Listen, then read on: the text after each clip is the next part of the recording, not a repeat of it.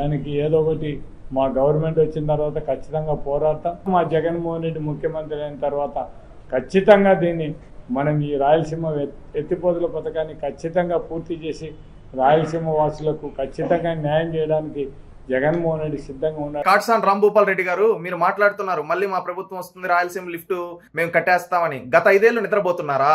రాష్ట్ర ప్రజలు, రాయలసీమ ప్రజలు అడుగుతున్నారు. రాయలసీమ నుంచి 49 సీట్లు పొందిన జగన్మోహన్ రెడ్డి 5 ఏళ్లు నిద్రపోతున్నాడా అని అడుగుతూ ఉన్నారు. సమాధానం చెప్పు.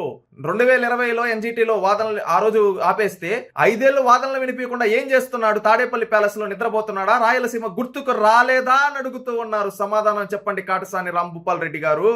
ఈ రోజు వచ్చి మీరు రాయలసీమ మీ జిల్లాలో, ఉమ్మడి కర్నూలు జిల్లాలో మీరు ప్రజాప్రతినిధిగా 5 సార్లు ఎమ్మెల్యేగా మీరు ఉన్నారు కదా, నీకు తెలీదా కర్నూలు జిల్లాకి జగన్మోహన్ రెడ్డి చేసింది గుండు సున్నా అని చెప్పి? నిస్సిగ్గుగా ఈ రోజు రాజకీయ నిరుద్యోగ అయిన మీరు జగన్మోహన్ రెడ్డి మెప్పు కోసం ఈ విధంగా ప్రాంతీయ విద్వేషాలు రెచ్చగొట్టే విధంగా, రాయలసీమ ప్రజల సెంటిమెంట్ రగిల్చే విధంగా మాట్లాడుతుంటే సిగ్గుపడుతున్నారు రాయలసీమ ప్రజలు. 5 ఏళ్లు జగన్మోహన్ రెడ్డి ఏం చేశాడు? రాయలసీమకు ఒక్క పరిశ్రమ తీసుకొని వచ్చాడా? మీ జిల్లాలో అతిపెద్ద సోలార్ పార్క్ తీసుకొని వచ్చిన చంద్రబాబు నాయుడు, ఉర్దూ యూనివర్సిటీ తీసుకొని వచ్చిన చంద్రబాబు నాయుడు, మీకు హైకోర్టు ఇస్తా అని హైకోర్టు బెంచ్ను కూడా ఇవ్వకుండా దగా చేసింది జగన్మోహన్ రెడ్డి కాదా? కాట్సాని రాంభూపాల్ రెడ్డి గారు చెప్పండి. ఇరిగేషన్ ప్రాజెక్టులకి మీ జిల్లాలో ఉండే మచ్చుమన్ను ఉపయోగించుకోవచ్చు కదా, దాన్ని ఎందుకు నిర్వీర్యం చేశాడో చెప్పండి. దీనికి ఏమి మీరు సమాధానాలు చెప్పలేరు. ఎందుకంటే మీరు రాజకీయ నిరుద్యోగులు. జగన్మోహన్ రెడ్డి మెప్పు కోసం చంద్రబాబు నాయుడు గారి పైన విషం జిమ్ముతారు. అదే మీ పని.